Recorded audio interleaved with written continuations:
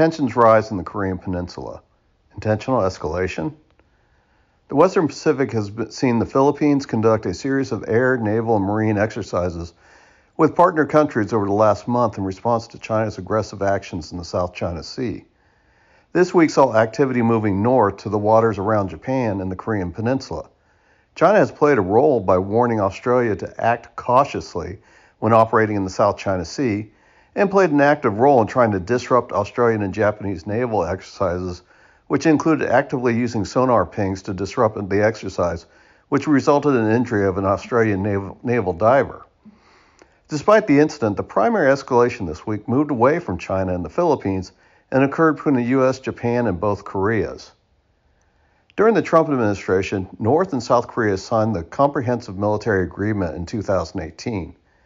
The agreement implemented a series of actions to reduce tensions between the two countries, including dismantling of observation posts on the DMZ, no live fire or regimental or above military exercises in the proximity to the DMZ, and set up several no-fly zones along the DMZ and the coasts of both countries, with the intent to stop both countries surveilling each other.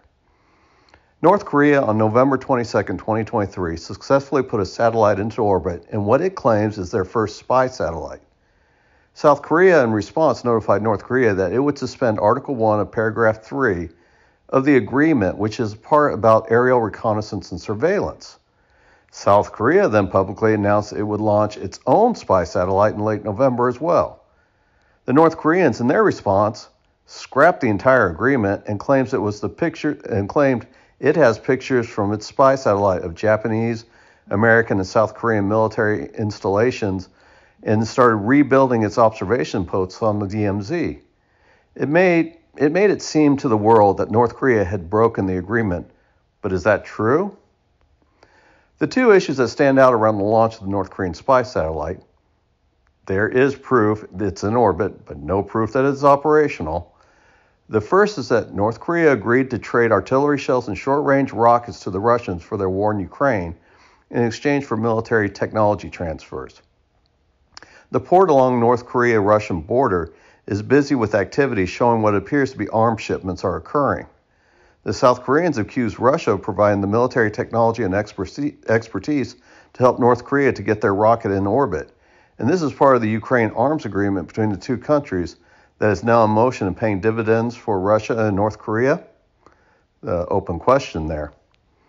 The second issue announces that South Korea's own spy satellite was not a response to North Korea's launch. It has been in the works for quite some time. The South Korean satellite is being launched by the U.S. on a SpaceX Falcon 9 rocket from Vandenberg Space Force Base in California. Such arrangements must be planned well in advance, so South Korea was going to quietly suspend Article 1, Paragraph 3 of the Comprehensive Military Agreement anyway. They probably were not going to do it publicly like they did, but the South Koreans' decision to launch the satellite was going to doom the agreement regardless of what North Korea did. The Japanese, South Koreans, and U.S. navies conducted naval exercises near the Korean Peninsula after the North Koreans scrapped the agreement. The exercise included the aircraft carrier USS Carl Vinson and its escorts. The three countries also agreed they would operationalize a missile warning system before the end of December of 2023 in response to the North Korean launch as well. This step was part of an agreement between Japan, South Korea, and the U.S. in August 2023 called the Spirit of Camp David Agreement. The agreement, among other things, draws the three countries into a defensive alliance that has been dubbed as an Asian mini NATO, and was also largely driven in response to the Chinese-Russian axis, which was a response to the economic policies and sanctions caused by the Ukraine war. The missile warning system is publicly stated to be against North Korea, but would also be a threat to China since North Korea is a small country on the border of China. This warning system would be expected to tie into the anti-missile defenses on Aegis-equipped Navy ships around South Korea and Japan, as well as the U.S. land anti-missile launchers in Alaska and California. It does appear that the Spirit of Camp David Agreement, the SpaceX expected launch of the South Korean spy satellite, one of 5 planned, and the declaration of December missile warning cooperation, that an escalation of tensions in the Korean Peninsula was planned to happen. The question is, would this have been set in motion if it was not for the Ukraine war and the polarization of the world due to the picking of sides to support in the war and the economic sanctions? Was North Korea given Russian support to successfully launch a satellite in response to the U.S. actions to contest the Russian invasion? The ability to launch a satellite means that in theory that North Korea can launch a nuclear weapon on an ICBM, though there are still technical issues regarding reentry, guidance, miniaturization of nuclear weapons that they have to overcome. The other question is how much of this pact is part of a military bloc to respond to China.